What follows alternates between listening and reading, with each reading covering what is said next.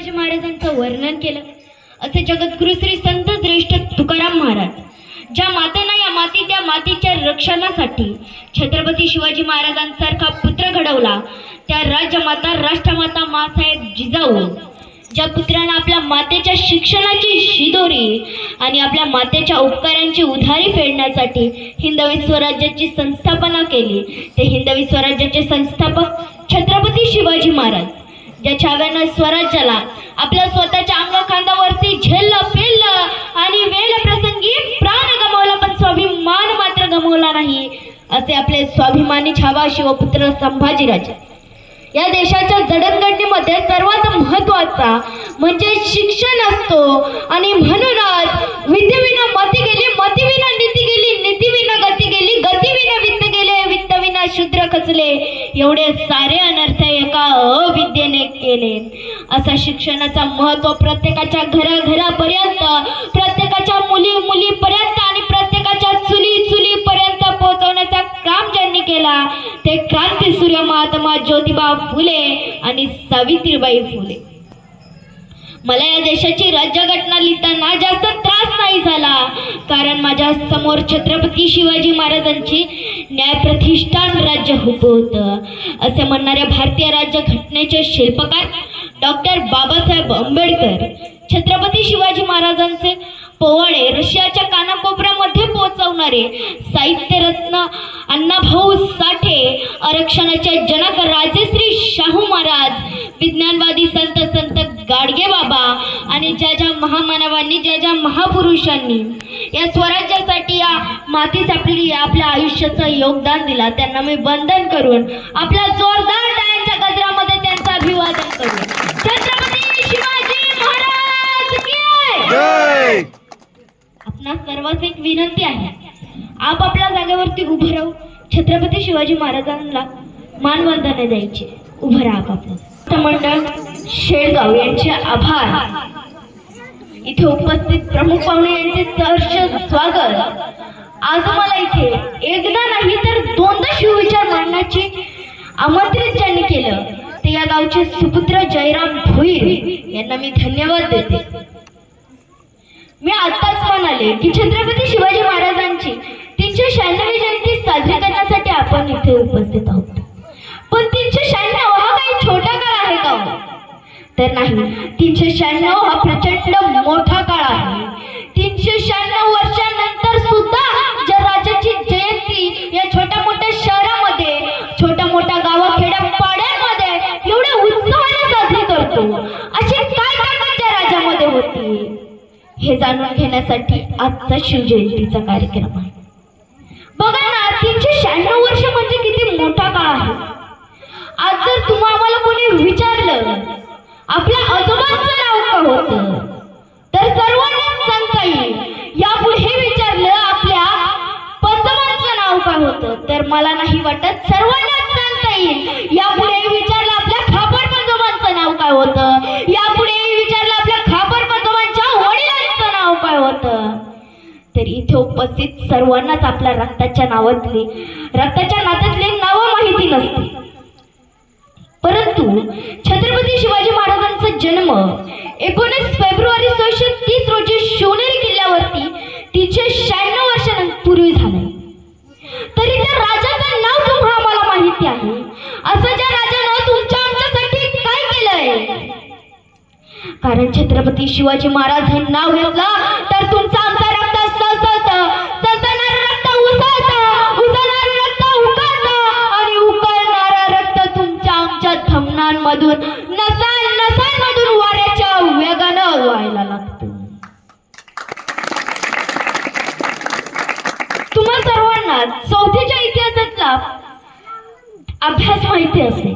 त्यात महाराजांच्या जन्मापूर्वीचे सुद्धा संपूर्ण धडे आहेत. आपल्याला अभ्यास करण्याच्या अगोदर वाटत असेल महाराज जन्मताच राजा म्हणून जन्माला आले का हो, आपण महाराजांसारखं कार्य करू शकत नाही का? तर नाही, महाराज जन्मताच राजे म्हणून जन्माला नव्हते आले. महाराजांना राजमाता आऊसाहेबांनी घडवलं होतं. आज फक्त शिवजयंती आली की इंस्टावरती, स्टेटसवरती आपण स्टेटस ठेवतो, स्टोरी ठेवतो, काय राजे तुम्ही पुन्हा जन्माला या, राजे तुम्ही असायला पाहिजेत का? राजांनी तयार केलेल्या स्वराज्यामध्ये काय चाललंय हे पाहण्यासाठी. अहो, राजांना राजमाता आऊसाहेबांनी घडवलं होतं आणि आज आम्हाला सुद्धा जिजाऊंच्या पोटी शिवाजी घडवायला लागणार आहे. पण शिवाजी घडवण्याच्या आधी जिजाऊ घडले पाहिजेत. छत्रपती शिवाजी महाराज 12 वर्षाचे असताना रायरेश्वराच्या मंदिरात स्वराज्य स्थापनेची शपथ घेतली. जसे जसे राजे मोठे होऊ लागले तसे राजमाता जिजाऊ आऊसाहेबांना आणि शिवाजी राजांना कर्नाटकातून पुण्याला रवाना करत असताना काय दिले शहाजीराजांनी? तर स्वतः संस्कृत भाषेत तयार केलेली राजमुद्रा. राजमुद्रा ती कशी? तर प्रतिज्ञाचंद्र लेखेव वर्धेष्णु विश्ववंदिता शाहस्तुनो शिवसैषा मुद्रा भद्राय राजते, मुद्रा भद्राय राजते. प्रतिपदेच्या चंद्रकलेप्रमाणे वळत जाणारी आणि साऱ्या विश्वाला वंदन होणारी अशी शहाजीराजांचे पुत्र शिवाजी राजे यांची राजमुद्रा लोकांच्या कल्याणासाठी आहे असे सांगणारी. आपल्या महाराजांच्या राजांच्या झेंड्याचा रंग कोणता हो? भगवा. भगवा म्हणजे काय हो? आपण म्हणतो अष्टगंध लावतो, भगवा आमच्या रक्तात आहे असे म्हणतो. पण भगवा म्हणजे काय? रंग सांगती असे सांगती की भ म्हणजे भयरहित, ग म्हणजे गैररहित आणि वा म्हणजे वासरहित. या 3 शब्दांचा अर्थ म्हणजेच भगवा.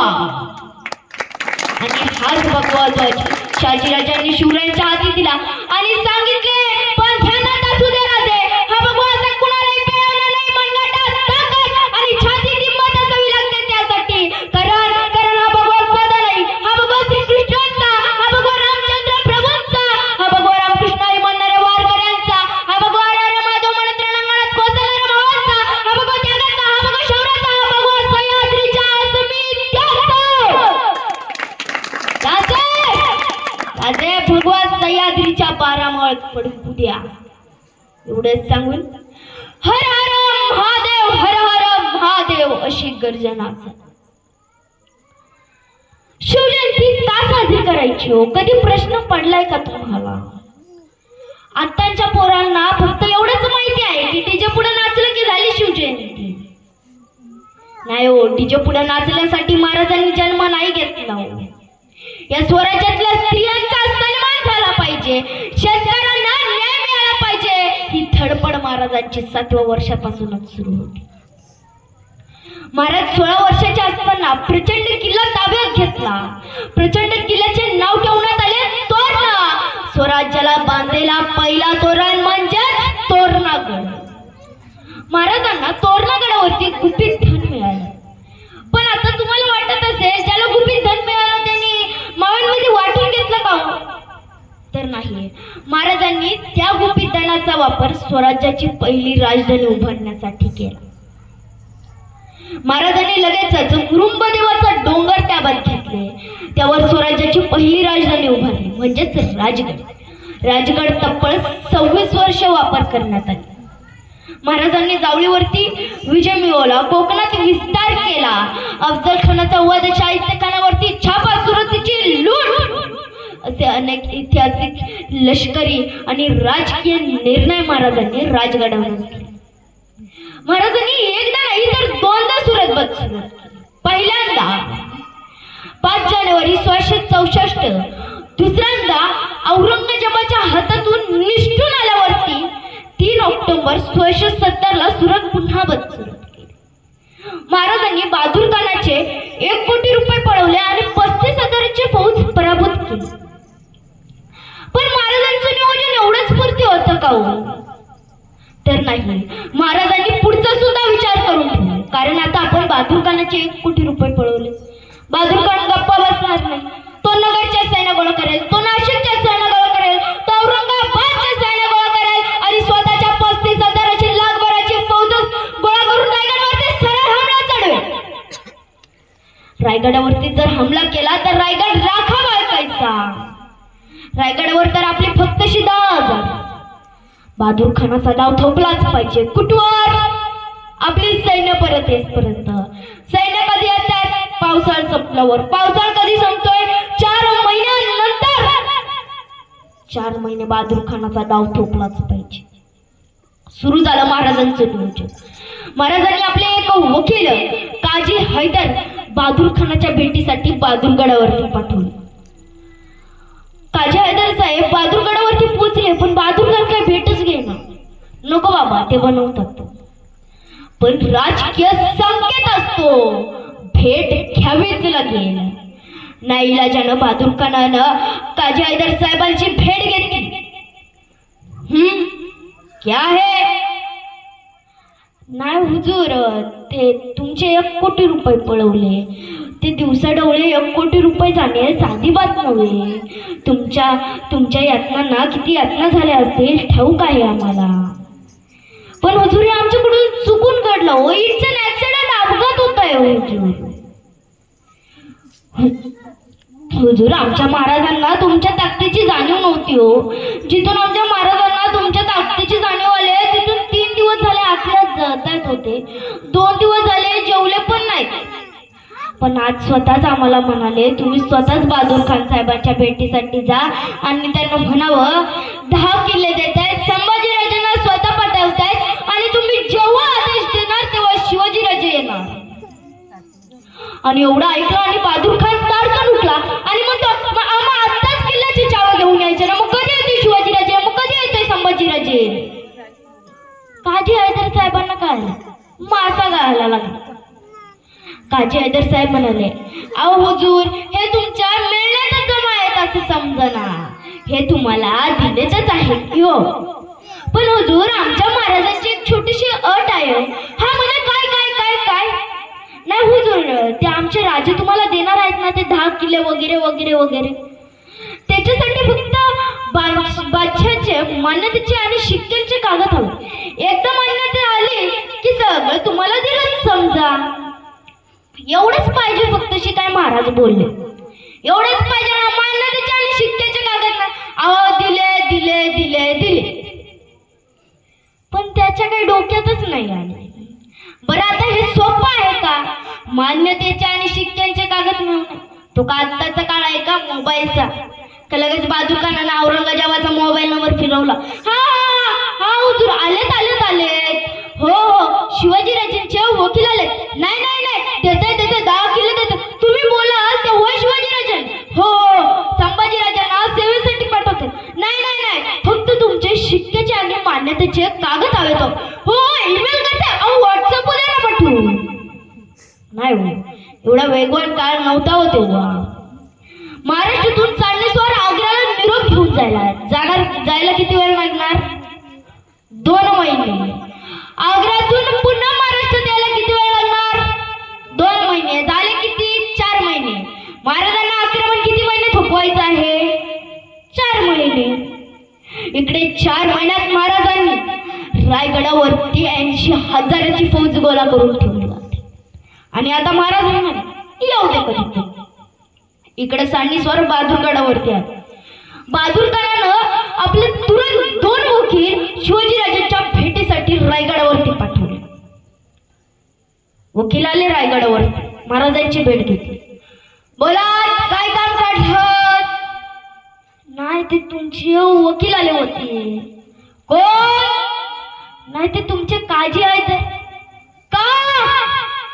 नाही, ते तुम्ही आमचे 1 कोटी रुपये पळवले. कधी? नाही, ते तुमचे हंबीरराव आले होते. कुठं? नाही, ते तुमचे हंबीरराव आले, त्यांनी आमचे 1 कोटी रुपये पळवले. आणि मग काजी हैदर साहेब आले, ते आम्हाला म्हणाले 10 किल्ले देतोय, संभाजीराजांना तुमच्या सेवेसाठी पाठवतोय. ताडकन उठले महाराज. अरे, ते तुमच्या बहादूर खानानं तलवारी जायचा कोणता दिमाग दाखवलाय की आमच्या पुत्रास धडावं तुम्हाकडे? तुरंत चालते वा, नाही तर अपमान पावल. मन खाली घालून गेले हो. इकडे बहादूरगडावरती बहादूर खान वाटच बघत होता. आल्या वकिलांना कसं म्हणत होतं, हा हा, सगळं घेऊन आले ना, चाव्या द्या, किल्ल्याच्या चाव्या. हुजूर, पुन्हा फसवलो. आता करतोय काय? औरंगजेबाला तर सगळं कळवलंय, हे देतोय ते देतोय, फक्त शिक्क्याच्या आणि मान्यतेचे कागद द्या. पण बिचारा बहादूर खानानं जे घडलं ते सगळं पुन्हा सांगितलं. हुजूर, तर शिवाजी राजांना आम्हाला पुन्हा फसवलं. आता याही बहादूर खानाच्या पत्रावर औरंगजेबाने उत्तर पाठवले. हे उत्तर ना आपल्या पोरांच्या पाठ्यपुस्तकात छापायला पाहिजे. ऐका काय लिहितो. तुम्ही आमच्याकडून सरदार घेऊन जाता, अफाट बसमिता घेऊन जाता, लढण्यासाठी फौजा घेऊन जाता, खजिना घेऊन जाता आणि त्या सह्याद्रीच्या दऱ्याखोऱ्यात त्या शिवाजीच्या बरोबर लुटूपुटूच्या लढाई खेळता आणि आम्हाला पुन्हा काय होतं? त्या शिवाजी राजाने आम्हाला पुन्हा फसवलं. अरे त्या शिवाजी राजे तुम्हाला फसवतात तरी कसे आणि तुम्ही फसतात तरी कसे? याही पत्रावर बहादूर खानानं उत्तर पाठवलं. हुजूर, तुम्ही आम्हाला विचारलं ते शिवाजी राजे तुम्हाला फसवतात तरी कसे? पण हुजूर, ते शिवाजी राजे आग्र्याला सुद्धा आले होते. तुम्हाला कसं फसवलं तसंच आम्हाला फसवलं. आता करतोय काय? औरंगजेबाला सगळं कळवलंय. आपल्याकडे एक म्हण आहे बघा, पेडगावचे शाने. ते म्हण कशी पडली माहिती आहे का तुम्हाला? बहादूरगड कुठला आहे? पेडगावचा. आणि बहादूर खान तिथला शहाणा, ज्याला महाराजांनी तब्बल 3 वेळा फसवलं.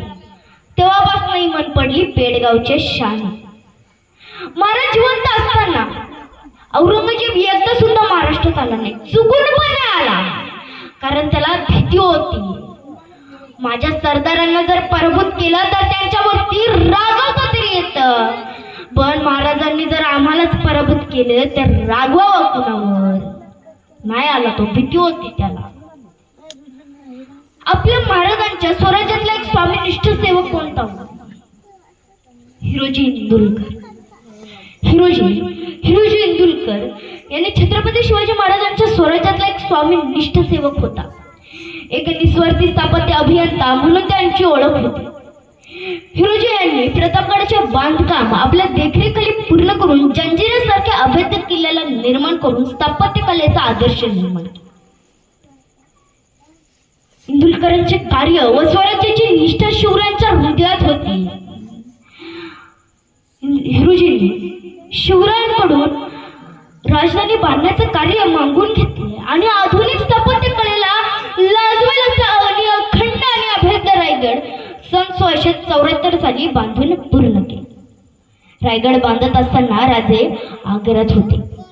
हिरोजींना आर्थिक संकटातून जावे लागले, पण स्वराज्याचे आणि शिवाजी राजांचे भक्त म्हणून त्यांनी आपली जमीन जुमना मालमत्ता सोने नाणे विकून आपल्या कुटुंबासह रायगडावरती झोपडी बांधून राहिले. राजे रायगडावरती आले. रायगडावरचं काम पाहून राजा बेहोश होऊन झाले. तळी मनोरे रस्ते गड वाणी कूप डाग तडक चमक गजशाह नरेंद्र सदन 12 महाल ही रचना पाहून राजाने हिरोजींना विचारलं, हिरोजी, अहो हिरोजी बोला, काय मागाल ते देऊ? त्यावर हिरोजी म्हणाले, राजा जगदीश्वराच्या पायरीवरती नाव कोरण्याची अनुमती द्या. आश्चर्याने राजाने विचारले, असे का? त्यावर हिरोजी उद्गारले, राजे, तुम्ही जेव्हा जेव्हा रायगडावरती याल तेव्हा आमच्या मस्तकाला तुमच्या चरणाचा धुलीचा अभिषेक होईल. असा निष्ठावंत सेवेकरी आपल्या स्वराज्याला लाभला आहे तर भाग्याच सेवेशी ठाई तत्पर हिरोजी इंदुलकर असे नाव जगदीश्वराच्या पायरीवरती. शहाजहान ताजमहल बांधून झाल्यावर आपल्या कारागिराच्या हात कलम केले, पण महाराजांनी रायगड बांधून झाल्यावर आपल्या अभियंताचे नाव करून त्यास अजर राम केले. येथे बसलेल्यांमध्ये कोणी कोणी रायगड पाहिले? हात वर करा बरं. छान. बरं, अलिबाग चौपाटी फिरायला कोण कोण गेले? तिकडे बरं जायला सुचते. उभ्या आयुष्यात एकदा तरी आपल्या राजांचा रायगड पाहिला पाहिजे. का पाहिला पाहिजे रायगड? माहितीये, जिथं छत्रपती शिवाजी महाराजांचा जन्म झाला तो किल्ला म्हणजे शिवनेरी, आणि जिथं छत्रपती शिवाजी महाराजांचं निधन झालं तो किल्ला म्हणजे रायगड. शिवनेरीतील पहिले 2 अक्षर म्हणजे शिव आणि रायगडावरतील पहिले 2 अक्षर म्हणजे राय हे दोन्ही शब्द एकत्रित केल्यावर एक शब्द तयार होतो ना, तो म्हणजे शिवराय. यासाठी आयुष्यात एकदा तरी आपल्या राजाचं रायगड पाहिला पाहिजे. का पाहिला पाहिजे रायगड?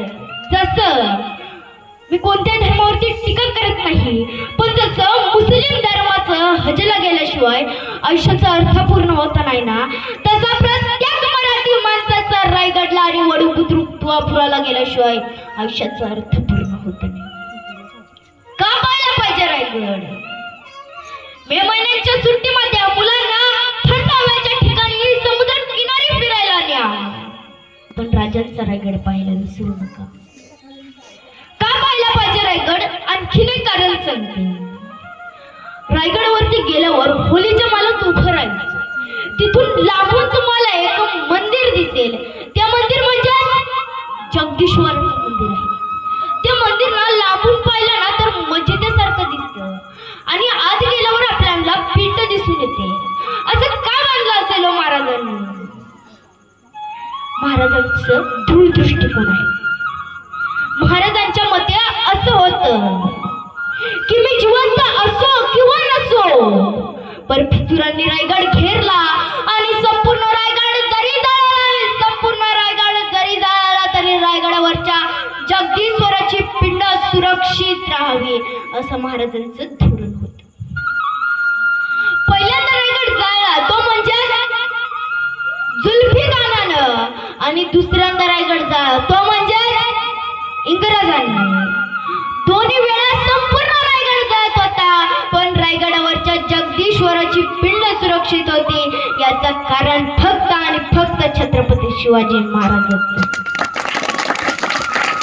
का पाहायला पाहिजे रायगड? आणखीन एक कारण सांगते. आता अमिताभ बच्चन टीव्हीवर येतो आणि जाहिराती करतो हर घर शौचालय, पण कधीतरी त्या रायगडावरती जायचं आणि त्या गाडीला म्हणायचं मला हत्तीशाळा नाही बघायची, मला तोफशाळा नाही बघायची, मला माझ्या राजानं 350 वर्षापूर्वी उभारलेलं शौचालय पाहायचं आहे. 350 वर्षापूर्वी विष्टेचं डिकम्पोजिशन कसं करायचं याचा शोध महाराजांनी लावलं होतं. अहो, माझ्या राजांनी स्वतःचा संसार नाही केला हो, या स्वराज्याचा संसार केला. तेव्हा आता आपल्या सर्वांचे संसार फुलले आहेत हे फक्त त्या महाराजांच्या पुण्यामुळे. एक हिरा माझ्या राजांनी असा उभा केला होता, त्यामधला एक हिरा म्हणजेच तानाजी मालुसरे.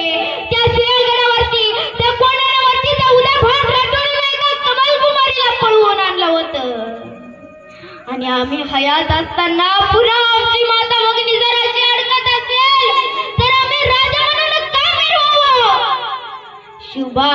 शुभा राजगडाच्या बुरुजावरती आमच्या राजमाता उसाहेब सांगत होत्या. शुभा समोर फडफडणारा कोंडाण्यावरचा हिरवा निशाण आमच्या डोळ्यात सोबताय. शुभा आम्हाला कोंडा नाव आहे, पण आजचा पाहत बदलापूर मालेगाव इथे 3-3.5 वर्ष लहान मुलीवर होणारा अन्याय अत्याचार पाहतोय. यावेळेस आऊसाहेबांच्या आणि छत्रपती शिवाजी महाराजांची आठवण येते. त्यावेळेस आऊसाहेब म्हणाल्या, शुभा आम्हाला कोंडा नाव आहे, आम्हाला त्या कमलकुमारीचा जीव वाचवायचं, तुम्ही लागोलाग तयारीला लागा. पण आऊसाहेब कोणाला घेणं हे साधं सुद्धा काम नाही. आऊसाहेब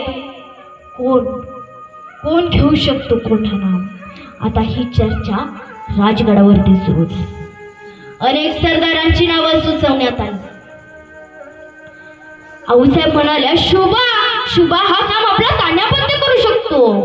आता महाराजांना एक खाते पटले. महाराज म्हणाले, तानाला निरोप पाठवा उंबराटला, म्हणावं लागोलाग या. दादा चर्चा झाली, मसलत झाली, आणि आपण म्हणतो ना ज्याचं नाव घ्यावं तो हजीर. अशीच घटना राजगडावरती घडली. कोंडाजी शलार मामा आले, तानाजी मालुसरे आले. आपल्या रायबाचं आपल्या पोराचं लग्न काढलंय म्हणून निमंत्रण देण्यासाठी आले. राजांच्या दरबारात आलं. राजा मुजरा. राजांना वाटलं, अरे माझा निरोप ऐकलं का काय तानानं कुठंतरी. तानाला मोहीम द्यायची ठरवली आणि तानाजी लगेच अजित. तसं तानाजी मालुसरे म्हणतोय, राजा रायबाचं लगेच काढलंय उंबराटला. पायगुळ गाडण्यासाठी यायचं. बरं का राज लेकराला आशीर्वाद द्यायला यायचं. राज लय मोठं थाट्या माटात लगीन आहे राज. आणि राज तुम्ही काय बी करा पण तुम्ही मला लग्नाला पाहिजेत राज. आता राजाने आऊसाहेबांकडे पाहिलं. आऊसाहेबांनी राजांकडे पाहिलं.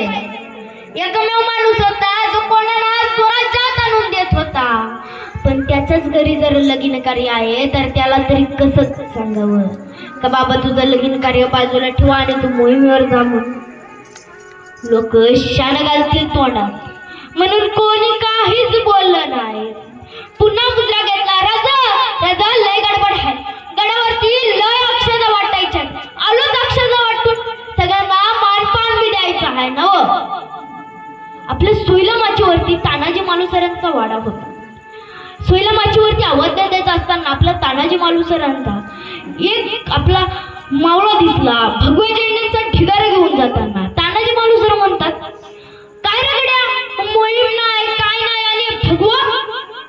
तसं तो म्हणतोय, सुभेदार तसं नाही, मोहीम हाय.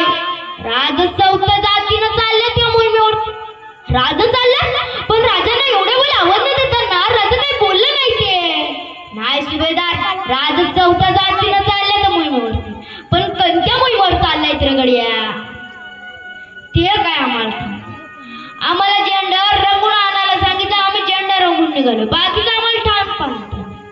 अहो तुम्हाला कसं नाही माहित, तुम्हाला माहितच असेल की. आमच्या तानाजी मालुसरांना वाईट वाटलं. अक्षता वाटायच्या सोडून त्या उराला पुन्हा साजऱ्यात आलं. राजा गुजरा राजा हाच का तुमचा मैत्रपणा?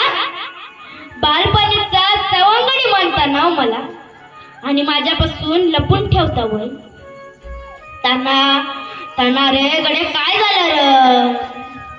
राजा कोणत्या मोहिमेवर निघाला? कुठं नाही निघालो रे मी. राजा खोटं बोलू नका, आम्हाला कळालं राजा कोणत्या मोहिमेवर निघालाय. ताना मी कोंढाण्याच्या मोहिमेवर निघालो रे. कोंढाण्याच्या मोहिमेवर आणि ते बी आम्ही इथं असताना राजा आमच्या तलवारीला एवढा बी गाज नाही लागला की त्यावर लिंबू लावून मिरवावं. राजा कोंढाण्याची मोहीम मला द्या राजा. आऊसाहेब म्हणाल्या, तान्हा अरे रायबाचं लगीन काढलंयस ना रे उमरटला. आऊसाहेब ते काय बी सांगू नका आम्हाला. लगीन बिगीन आधी हे पहिल्यांदा लगीन लावायचं आम्हाला. ताना गड्या बघ हट्ट करू नकोस रे. रायबाचं लगीन पार पाड. बघ आता मांडव पडलाय, निवड दाखवला, अवतार पोचलाय. आता लोक येतील आणि म्हणतील वर पिता कुठं आहे. तर काय सांगायचं रा आम्ही लढाई वगैलाय. अरे जग तुला नाही र, तुझ्या राजाच नाही असतील, तुझ्या शिवबाच असतील र की स्वतः लढायचं टाकून रायबाचं लगीन असताना भी तानाला लढायला पाठवलंय. गद्दीशी तानाजी मालुसरांनी राजांचा पाय धरला. राजा तुम्हाला माहिती आहे तुमचा ताना किती हट्टी आहे ते. राजा कोंढाण्याची मोहीम मला द्या राजा. माझा राजा वेळोवेळी ठसकावून सांगत होता. तानागड्या हट्ट करू नकोस मारे. कोंढाण्याची मोहीम सोपी नाही रे. रायबाचं लगीन पार पाड मग हायच की आपल्याला आयुष्यभर मोहीमच करायची आहे. राजा ते काय बी सांगू नका. लगीन बिगीन आधी लगीन कोंढाण्याचं आणि मग माझ्या रायबाचा. राजा तुम्हाला महादेवाची आण आहे. राजा कोंढाण्याची मोहीम मला द्या राजा. आऊसाहेब सांगा ना तुम्ही तरी काहीतरी. आऊसाहेब म्हणाल्या, शिवबा ताना म्हणजे लईच हट्टी ना. नाही ऐकायचं किंवा देऊन टाका विडा म्हणून तानाजी मालुसरांनी राजांचा पाय सोडला. टपकातला ठेवलेला विडा उचलला, फेटाला लावला. राजा गड घेतला. राजा कोंढाणा घेतला. रायबाचं लगीन काय होईल की. पण राजा कोंढाण्याची मोहीम नवमीलाच घेतो बघा. आता कोंढाण्याच्या पायथ्याशी अमृतेश्वराचा लय मोठं महादेवाचं मंदिर आहे. त्याचा जत्रेचा कार्यक्रम येथे नवमीला असतो. राजा नवमीच्या राज्यालाच गड घेतो आणि राजा दिवसा जर गड घेतला ना तर धूर करतो. धूर दिसला लागोला कोंढाण्यावरती यायचं. याचा नाव भगवा घेऊन यायचं. ते हिरवं निशाण आऊसाहेबांच्या डोळ्यात खुपतंय ना, त्या हिरवं निशाणावरती आम्हाला भगवा फडकावायचा राजा. याचा भगवा आणायला विसरू नका राजा. आणि राज्य जर गड घेतला ना तर जाय करतो, एखाद्या कडव्याची पेटी पेटवतो, जा दिसली ना दिसली लागोलाग कोणावरती यायचं. आणि राजा गड घेतला ना का हा तुमचा बाल सवंगडी पुणे दरवाजावरती मिशीला पिलं मारत तुमच्या स्वागतासाठी उभा असेल राजा. दादा कडकडून मिठी मारली, माझा मैदान आता लढायला जाणार आहे म्हणून 500 मावलं तानाजी मालुसरे यांच्या सोबत दिली. दादानो आपल्या नरवीर तानाजीराव काळोजीराव मालुसरेंनी शेवटचा पंक्तीचा जेवण दादांनो राजगडावरती केला होता. राजाच्या राजवाड्याच्या बाजूला एक मोठं प्रांगण आहे. त्या प्रांगणामध्ये आऊसाहेबांनी तानाजी मालुसरेंसाठी गव्हाची खीर केली होती आणि माझे राजे स्वतः पंक्तीत तानाजी मालुसरेंच्या सोबत जेवणासाठी बसले होते. ते खीर वाढताना पिक्चर मध्ये ऐकले असतील शब्द, वाव साहेब आता बघाशी पोट भरलं, साक्षात जगदंबा वाढायला आली असं वाटतं. साहेब तुम्ही काळजी करू नका, गड नवमीच्या राज्यालाच घेतो.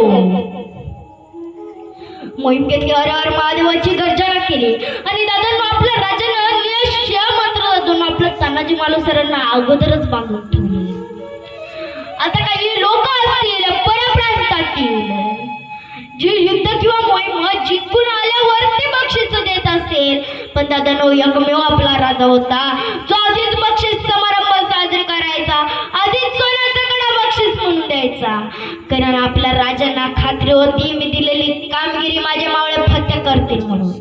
आणि ठरलाही तसंच. 3 फेब्रुवारी 1670 ला नवमीची आदली रात्र होती. आता लढायचं तर कुठून, कारण कोंढाणा म्हणजेच प्रचंड ताकदीचा किल्ला आहे. चढाई करणं मुश्किल आणि कोंढाण्यावर आहे पण तर उदयभान राठोड. हातात सुद्धा सरदार नाही, पार माता बघली अशा हाताने वागवायचा, एवढी ताकद त्या उदयभानात होती. 25 वर्षाचा तो उदयभान राठोड आणि 35 वर्षाचे आपल्या तानाजीराव काळोजीराव मालुसरे. आता लढायचं. द्रोणगिरीच्या कड्याजवळ आला, कडा पाहिला आणि दादरनो आता काही लोक इतिहास सांगताना सांगतात की यशवंत नावाची घोरपड होती, ती वरती चढली, आपल्या मावाने तिच्या शेपटीला दोर बांधलं. पण चूक आहे, आपल्या यशवंत घोरपडे नावाचा काटक शरीराचा मावळा होता जो आता तो वाघनखे घालून, पूर्वी फक्त वाघनख अफजल खानाचा कोतला बाहेर काढण्यासाठी दाखवले, पण वाघनख जास्त करून की रॅपलिंग आणि क्लॅपिंग साठी दगडात ग्रीप पकडण्यासाठी वापर केला जायचा. आणि असाच आपला एक मावळा होता कात्युशेर, जो आता वाघनखी घालून दादाला कडा पाहिला, मला छत्रपती शिवाजी महाराजांचं दर्शन घेतलं, हर हर महादेवाची गर्जना केली, कडा चढायची सुरुवात केली. आता दादानो तुम्ही म्हणाल की एकटाच गडावर चढून गेला का, वरती मावळा नव्हती का, त्यांची सैनिक नव्हती का? तर दादांनो तो द्रोणगिरीचा कडाच असा होता की खाली ब्रह्मदेव जरी आला ना तरी त्याला खालून वर चढता येईना, एवढा खातीव काढत होता तो. म्हणून आपल्या मावळ्यानं तोच मार्ग निवडला, इथूनच चढता येईल कोंढाण्यावरती. दादांनो आमचे तानाजी आमचे घोरपडे वरती चढले, कमरेचा दोर सोडला, झाडाच्या बुद्याला बांधला, पुन्हा दोर खाली सोडला आणि आपले एक एक एक एक 500 बाजूंगडी वरती चढले. सगळे मावळे गोळा झाले. तानाजी मालुसरे म्हणतात 2 तुकड्या केल्या. सूर्याजी मालुसरे, अरे आपला सख्खा भाऊ सोबत आहे, माझ्या दादांना मला राजाला शब्द दिलाय. दादांनो खरंच भावाच्या खांद्याला खांदा कसा लावायचा शिका सूर्याजी मालुसरेंकडून. आपल्या भावासाठी सांगितलं तानाजी मालुसरेंनी, सूर्या तू पुणे दरवाजाच्या बाजून जा, मी कल्याण दरवाजाच्या बाजून गडावरती हमला चढवतो. दादांनो 500 मावळ्यांची 250 मध्ये तुकड्या करण्यात आल्या. एक कल्याण दरवाजाच्या बाजून गेला, एक पुणे दरवाजाच्या बाजून गेला. गडावरती एकच किंकाळा झाला, हर हर महादेव, हर हर महादेव. आपल्या मराठे त्यांच्या सैनिकांवरती भारी पडत होते. आमचे तानाजी मालुसरे म्हणतात हर हर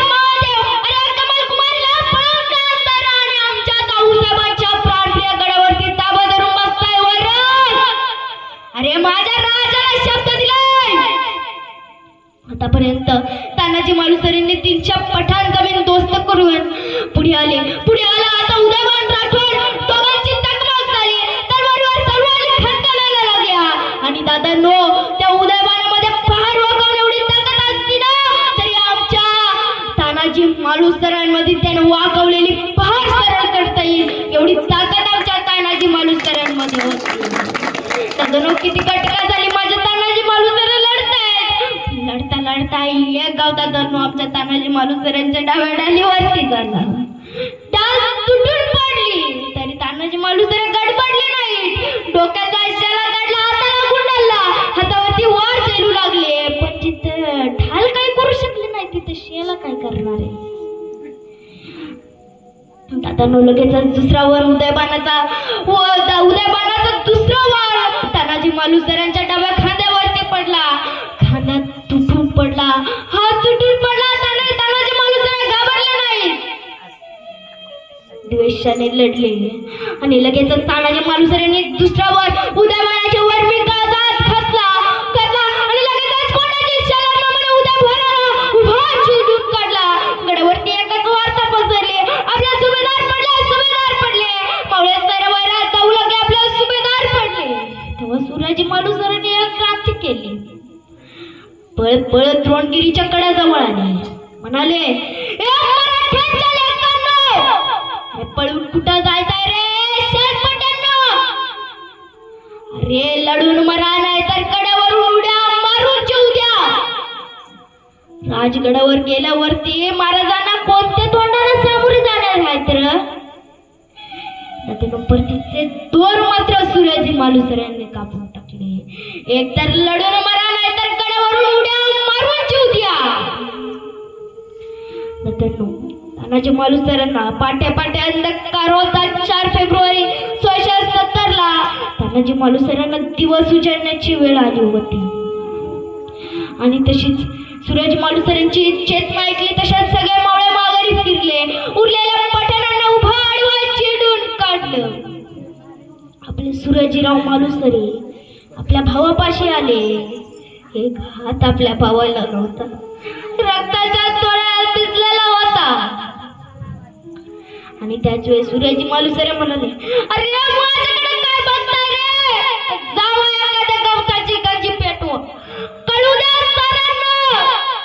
त्यांच्या राजानं दिलेली कामगिरी त्यांच्या वाघाला फत केली आहे. जावं कोंढाण्यावरती जाळ करण्यात आली. त्यांना आपल्या महाराजांना कळेल की कोंढाणा स्वराज्यात आला म्हणून. इकडे महाराज आपले राजगडावरती सदरे तयार झारा घालत होते. रात्रभर झोपले नव्हते का? कारण माझा ताना तिकडे जीवाचा ताना लढतोय. काय घडलं असेल, काय नसेल?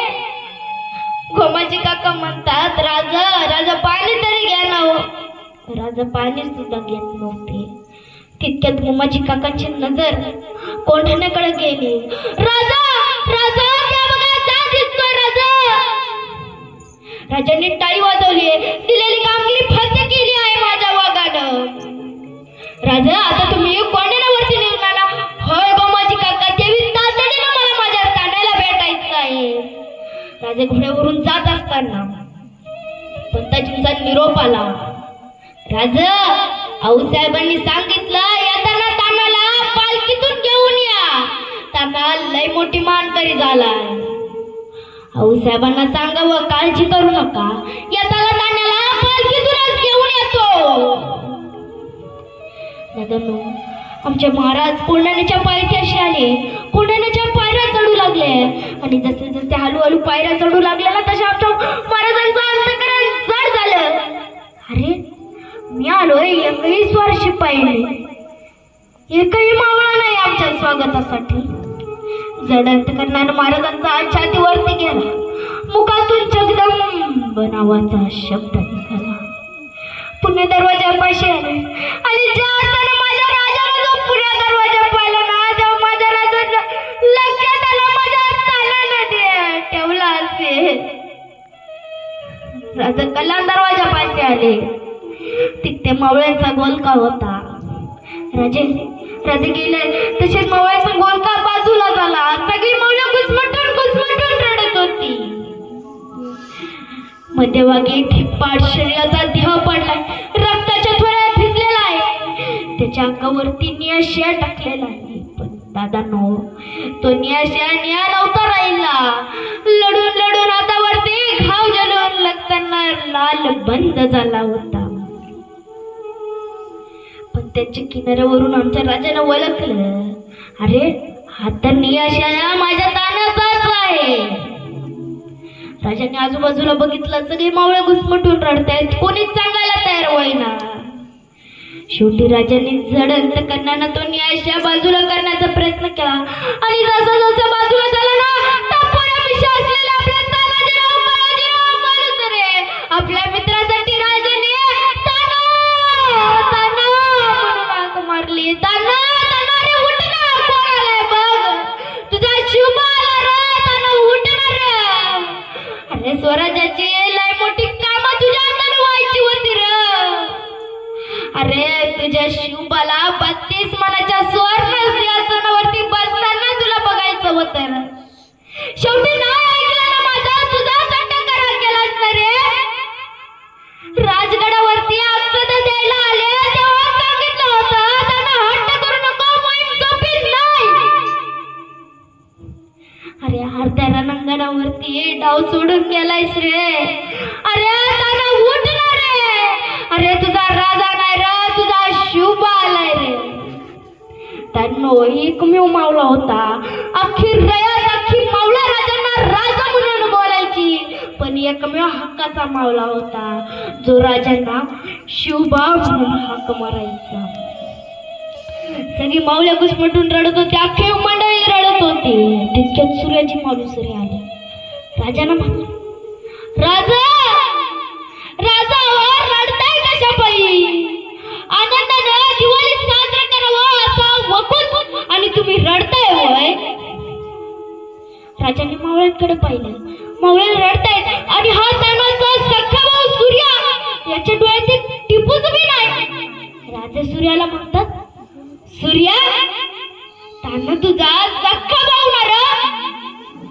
अरे दगडाच्या कासाचा आहेस वर तू. अरे तुझा भाऊ इकडे रक्ताच्या त्वरात पडलेला असताना तुझ्या डोळ्यात टिपूस पण नाही.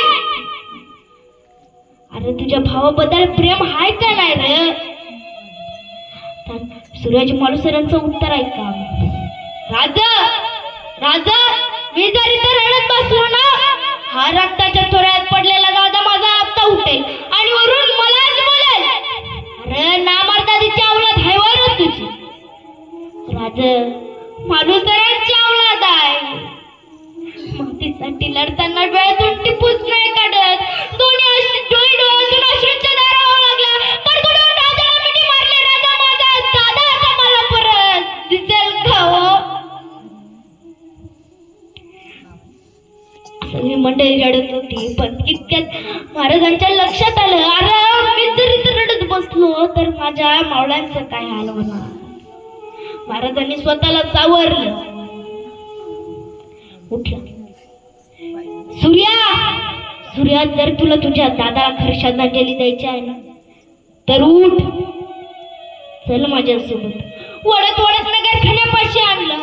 सूर्या तो बघ हिरवा निशाण, तो हिरवा निशाण आऊसाहेबांच्या डोळ्यात खुपत होता आणि त्या हिरव्या निशाणावरती तुझ्या दादाला भगवा पडकावायचा होता. सूर्या आगे भगवा, चढवरती फडकू द्या, कोणावरती भगवा. दादा आऊसाहेबांनी सांगितलेलं येताना तान्हाला पालखीतून घेऊन ये, पण तान्हानं देह सोडलाय. तरी काय झालं, दिलेली कामगिरी फक्त केली आहे. म्हणून दादांनो आमच्या महाराजांनी स्वतः त्या पार्थिवला खांदा देत देत राजगडावरती आणलं. राजगडाच्या प्रांगणामध्ये ठेवण्यात आले. कपडा टाकला होता पालखीवरती. सगळी मळव्यांची मन खाली होती.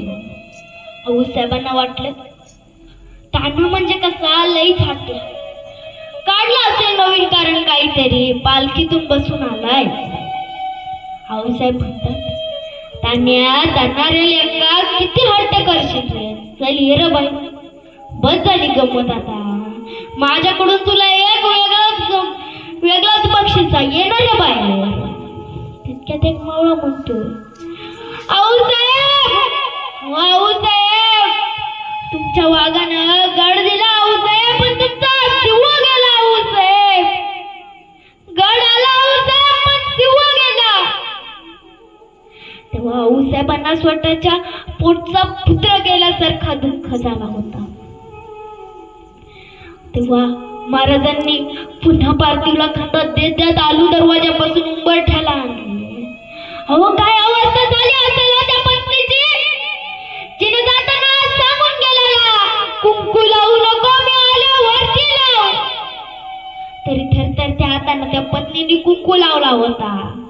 राजा म्हणतात, वहिनी वहिनी साहेब रडू नका वहिनी साहेब. वहिनी साहेब जी मरतात ना त्यांच्यासाठी टिप घालायच्या असतात, पण वहिनी साहेब ज्या होतात न पत्करतात ना त्यांच्यासाठी अभिमान बाळगायचा असतो. वहिनी साहेब अश्रू पुसा वहिनी साहेब. माझे राजे तिकडे उंबरठ्याला 10 दिवस राहून त्यांची सातवण घालून पुन्हा राजगडावरती आले. एवढा इतिहास आपल्या मावळ्यांचा आहे.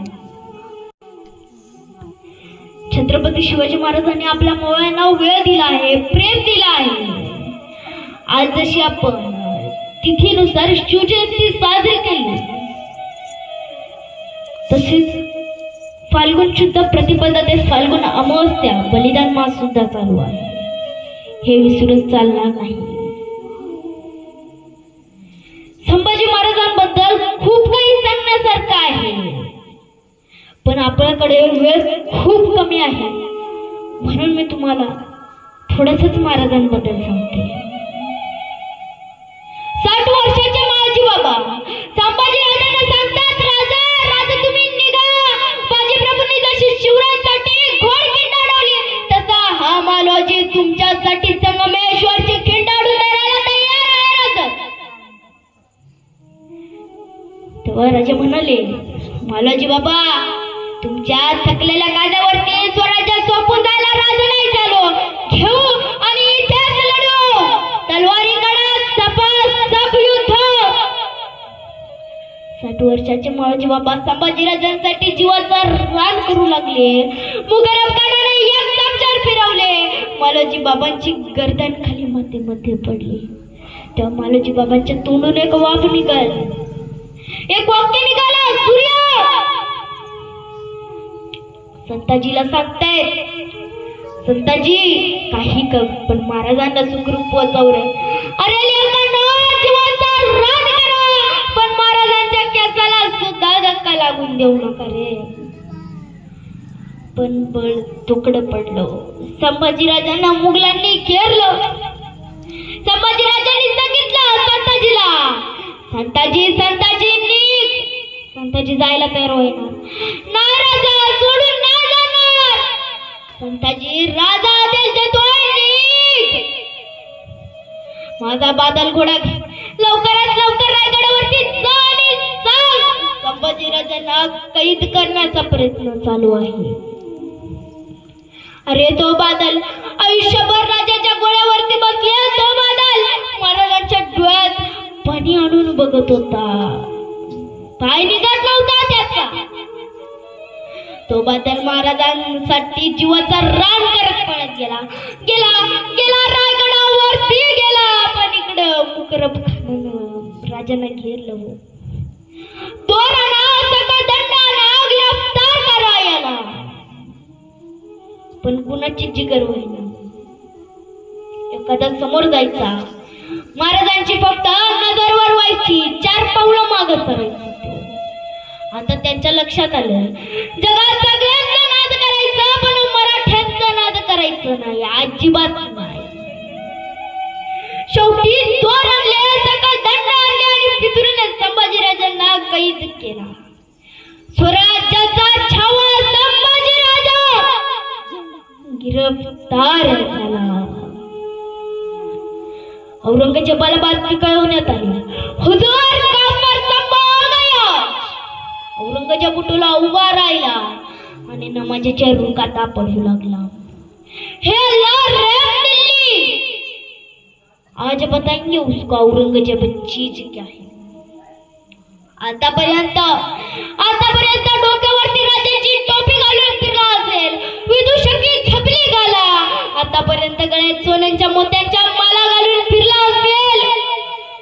लोखंडीचा दंडाखाली बांधा. आतापर्यंत अंगात राजाचे कपडे घालून फिरला असेल, जनावरांची कातडी बांधा. तर उद्या जगाला आलमगीर औरंगजेब यानं छत्रपती शिवाजी महाराजांना, छत्रपती संभाजीराजांना कैद केलंय.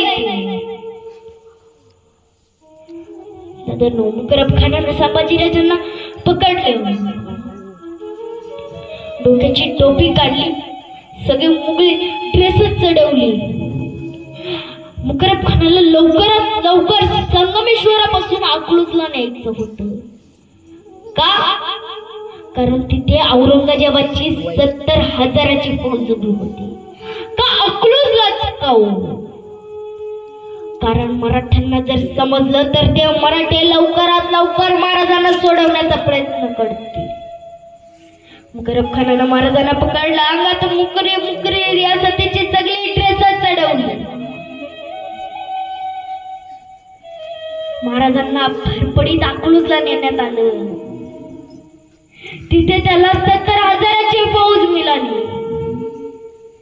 मुकरब खानानं परत संभाजीराजाला पकडला, डोक्याची टोपी काढली, विदूषकी जमले घालली, अंगातले कपडे काढले, जनावरांची कातडी बांधली, उलटाला उलटा बांधलं, मिरवणूक काढली आपल्या राजाची.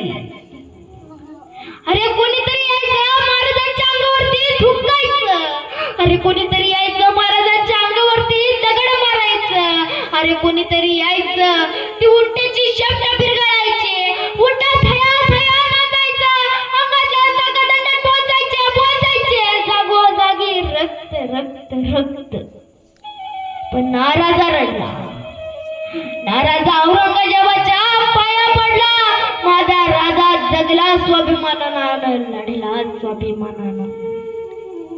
अरे कोण कोणाच्या घरावर, कोण कोणाच्या भिंतींवर, हे पाहण्यासाठी की कसा दिसतोय माझा राजा. ज्यानं 9 वर्ष औरंगजेबाला या सह्याद्रीचा सूर्य सुद्धा बघून दिला नाही, कसा आहे तो.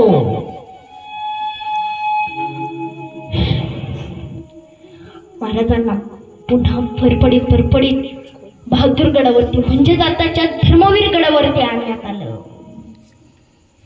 औरंगजेबाच्या समोर पेश केला. म्हणतो पुन्हा उभा राहिला, नमाजीच्या रुपाता पडू लागला. हे अल्लाह रहम दिले खुदा ना खास्ता, जिसको देखने को सपना था उसको कदमों में लाके खड़ा किया. औरंगजेबाच्या कैदेत असताना राजे कवी कळशांना म्हणतात, कवी कळश, अहो कवी आहात आपण. होय, मग खाली येऊन बसलाय तो माझ्या समोर गुडघ्यात टेकून, याच्यावरती सुचते का एखादी कविता? आणि कडाडला कवी, हो राजन, राजन तुम हो साचे, क्या खूब लड़े हो जंग, देख के तुम्हारा तेज दखत तजत औरंग. और राजे तुम्ही काय लढलात ना जंग, तुमचं ते शौर्य पाहून औरंगजेब स्वतःचं सिंहासन सोडून तुमच्या समोर येऊन गुडघ्यात टेकून बसलाय. चुप चुप, ज्यादा बोलणे का, वो जाऊन बसतो. आणि म्हणतोय 9 साल का था, अरे 9 साल का था तब मैंने उसको पूछा था, टूरे सम्मा तुझे डर नहीं लगता हमारा? तब उस 9 साल के सम्मा ने जवाब दिया था, अरे औरंगजेब, हमें किसी का डर नहीं लगता, पर हमारे वजह से सबको डर लगता है. सच कहा था उसने. औरंगजेब महाराजांना प्रश्न विचारतो, बताओ सम्मो, स्वराज्य का खजिना कहां छुपा कर रखा है रे? आणि गडाडला राजा, अरे औरंगजेब, हा सह्याद्र्यांचा खजिना आहे. अरे मनगटाच्या जोरावरती, तलवारीच्या टोकावरती फाकरे वाजतात मराठी, तुला वाजायला वेळ नाही. चुप, ज्यादा बोलने का नहीं, जो सवाल पूछा वही जवाब देने का. दूसरा प्रश्न विचारते, बता सम्मो, और कौन कौन से सरदार तुझ में शामिल थे रे? अरे औरंगजेब, ही सगळी माणसं आमची आहेत, तू घेतलेस फिटून. एक दिवस आम्ही घेऊ, मौलवीनं बोलवलं, विचारलं क्या क्या जायज. मौलवीने सांगितलं, हुजूर जिवंत सोडायचं नाही, याला तुकडे तुकडे करून मारायचं, हलाल हलाल करायचं. 9 वर्षार मासा जसं तडपडतोय ना तसं तडपडवलं येणं आम्हाला. जिवंत सोडायचं नाही हुजूर याला. हुजूर एक काम करा, याचा मित्र कवी कळवश कोणती शिक्षा संभाजी राजाला लिहिण्याच्या अगोदर याचा मित्र कवी कळशाला ही शिक्षा द्या. आणि ठरलं. एके दिवशी सायंकाळी संभाजी राजानं बांधलं, कवी कळशानं बांधलं. मुकरब खानाने औरंगजेब समोर आला आणि विचारतोय कवी कळशाला, अरे बता कवी, कम वक्त क्या दिया रे तेरे को? आ मेरे पास जिंदा छोड़ देंगे औरंगजेब आपको. हसत कवी कळश म्हणतात राजांना, राजे सुनो आपने क्या कह रहा है मुकरब? कहता है आ मेरे पास जिंदा छोड़ देंगे आप. अरे मुकरब खान नमक है रे हम संभाजी राजे का. जिएंगे तो संभाजी राजे के साथ और मरेंगे भी संभाजी राजे के साथ. अरे हाथी घोड़े तोप तलवारें मौज तो तेरी सारी है, लेकिन जंजीर में पकड़ा राजा मेरा अब भी सब पर भारी है, अब भी सब पर भारी. मित्रांनो, एके दिवशी सायंकाळी बांधलं महाराजांना, वधस्तंभाला बांधण्यात आलं. हबशी जवळ आले. मौलवीने सांगितलं, आंखें निकाल इसकी, बहुत बोलते हैं इसकी आंखें. हबशी जवळ आले. लाल बंद तप्त संभाजीराजांच्या जवळ आणण्यात आल्या. गरमल्या दुराच्या रेषा सोडणाऱ्या आणि खुपसल्या आत गेल्या, फुवया घेऊन बाहेर आल्या. अरे उरले होते डोळे, उरले होते डोळ्यांचे खाच, उघड्या उघड्या उघड्या डोळ्यातून रक्त रक्त रक्त बाहेर करणाऱ्या. ज्या डोळ्याने आऊसाहेबांना बघितलं ते डोळे आता उरले नव्हते. दुसरी शिक्षा सुनावली. जबान निकाल दो इसकी, बहुत बोलते इसकी जबान. औरंगजेब हापशीला विचारतो, कुछ कहा? ना हुजूर, गाली दे रहा है. खाना खाना छोड़ दिया है हुजूर उसने. ऐसा है, जबान निकाल दो. पुन्हा हापशी जवळ आले. ज्या जीवेन हर हर महादेवाची जयघोष दिली, ज्या जीवेन महाराजांची जयघोष दिली, ती जीभ आता जाणार होती. हापशी जवळ आले. हापशीने महाराजांचा तोंड उघडण्याचा प्रयत्न केला. उघडेना, दाबून धरला, उघडेना, दाबून धरला, उघडेना. रे कसा उघडणार? वाघाच्या जबड्यात खाली हात मारती दाता, त्या उकाद सांगणारा जाय तो कसा उघडे? शेवटी हापशीने एक युक्ती काढली. महाराजांचं नाक दाबून धरलं. नाक दाबून धरलं, श्वास घुसमरला. श्वास घेण्यासाठी तोंड उघडलं, चमचा टाकली, जीभ बाहेर काढली, साफ करून तलवार चालवली. महाराजांची जीभ खाली मातीमध्ये पडली. तयार नव्हती राजांपासून वेगळं व्हायला. अरे कोणीतरी यायचं, महाराजांच्या अंगावरती दगड मारायचं. कोणीतरी यायचं, हात हातात धरायचं, हाताची बोटं काढून घ्यायची. अरे कोणीतरी यायचं, गुडघ्याच्या वाट्या काढून कुत्र्या गिधाडांना खायला द्यायचं. अरे कोणीतरी यायचं, अंगावरती मीठ चोलायचं. अरे कोणीतरी यायचं, केस वडून धरायचे. अरे माझा जसा तडपडावा ना तशा वेद होत होत्या. पण नाराजा रडला. नाराजा औरंगजेबाच्या पाया पडला. माझा राजा जगला स्वाभिमानानं, लढला स्वाभिमानानं. का? कारण इथे बसलेल्या प्रत्येक पोराच्या कपाळावरचा भगवा टिळा आबादीत राहावा फक्त यासाठी. अरे कोणीतरी यायचं, महाराजांच्या अंगावरती नक्षी काम करायचं. अरे कोणीतरी यायचं, अंगावरती गरम पाणी वाटायचं. अरे अशा त्या वेदना व्हायच्या. अरे हनुमानाला शेंदूर पासावं तशी आपल्या राजांची अवस्था करून ठेवली होती. अरे भूतासारखी अवस्था करून ठेवली होती. बोकुड चालवं तशी आपल्या राजांचं कातड सोडलं होतं.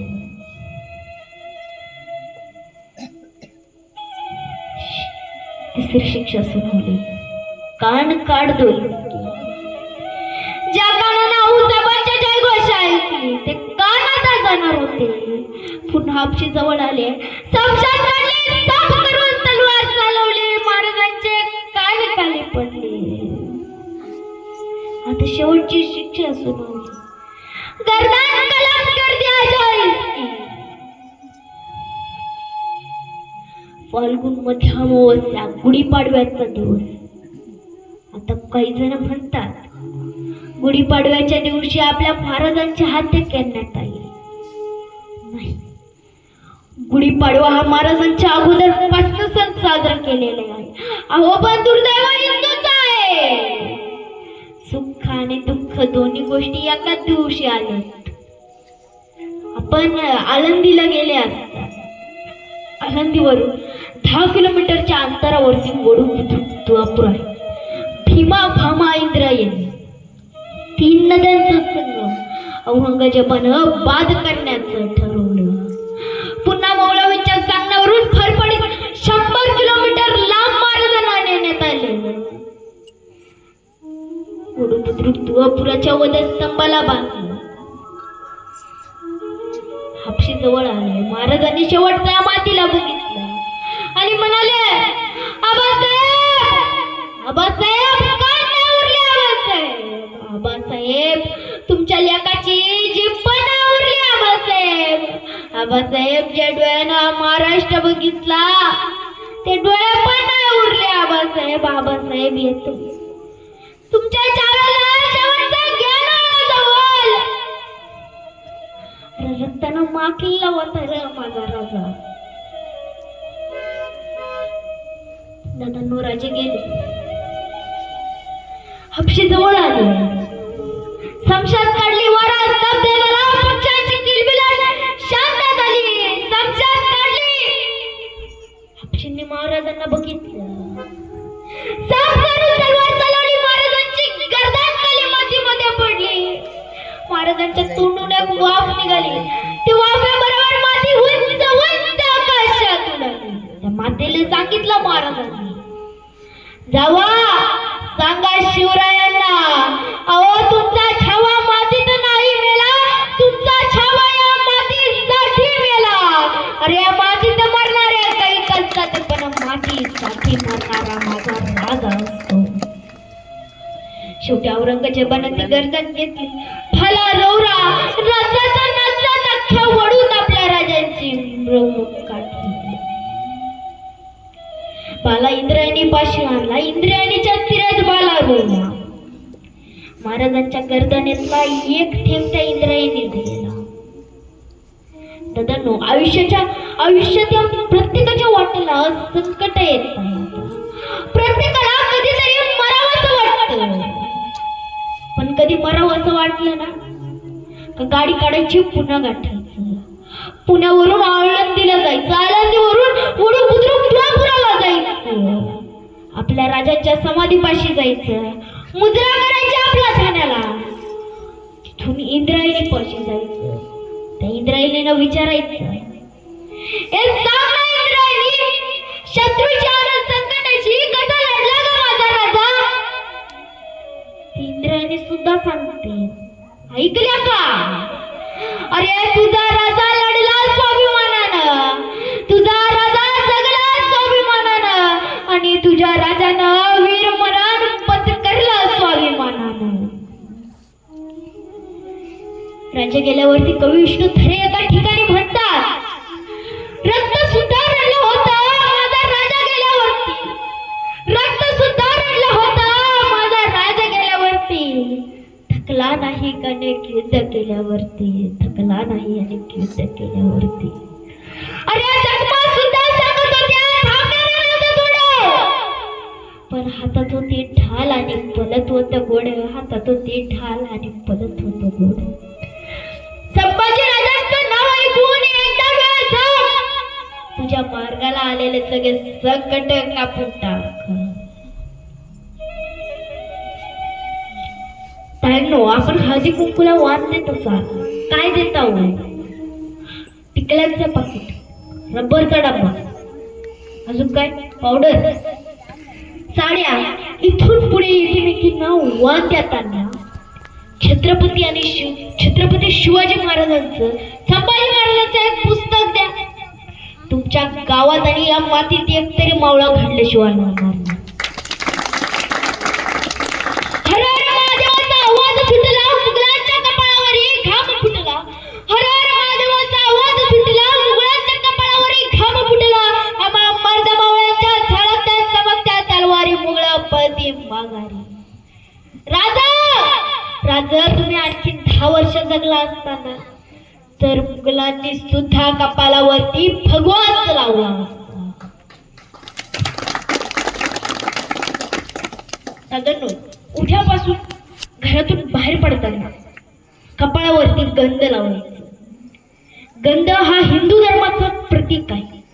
संभाजीराजे गंध लावायचे, शिवाजीराजे गंध लावायचे नाही. आता कळत नाही समोरच्याला आदाम म्हणावं की राम राम.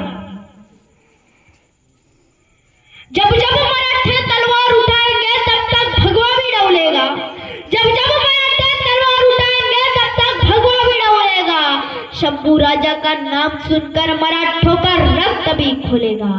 एक दिन ऐसा आएगा कि वो कब्र में छुपा हुआ औरंगजेब भी हर हर महादेव बोलेगा. वो कब्र में छुपा हुआ औरंगजेब भी हर हर महादेव. छत्रपती शिवाजी महाराजांबद्दल खूप काही सांगण्यासारखं आहे, पण आपल्याकडे वेळ खूप कमी आहे. शिवचरित्र मांडणं हे 1 दिवसाचं काम नाही, 2 दिवसाचं काम नाही, नवे 1 महिन्याचंही काम नाही. आपला संपूर्ण जन्म जरी दिला ना तरी शिवविचार सांगता येणार. मी जे काही आता सांगितलं हे फक्त एका मुंगीच्या नखा एवढंच आहे. आज मला इथे शिवचरित्र मांडण्यासाठी प्रेरणा ज्यांनी दिली ते छत्रपती शिवाजी महाराजांच्या मंदिराचे मार्गदर्शक तसेच वारकरी तत्वज्ञान विद्यापीठाचे संस्थापक हरिभक्तपरायण डॉक्टर कैलास महाराज निचिते, वारकरी तत्वज्ञान विद्यापीठाचे प्रवक्ते छत्रपती शिवाजी महाराज सातपुते यांना मी धन्यवाद देते. छत्रपती शिवाजी महाराज की जय. प्रौढ प्रताप पुरंदर क्षत्रिय कुलावतांच सिंहासनाधीश्वर महाराजाधिराज योगीराज श्रीमंत श्री छत्रपती शिवाजी महाराज की जय. धर्मवीर धर्मरक्षक छत्रपती संभाजी महाराज की जय.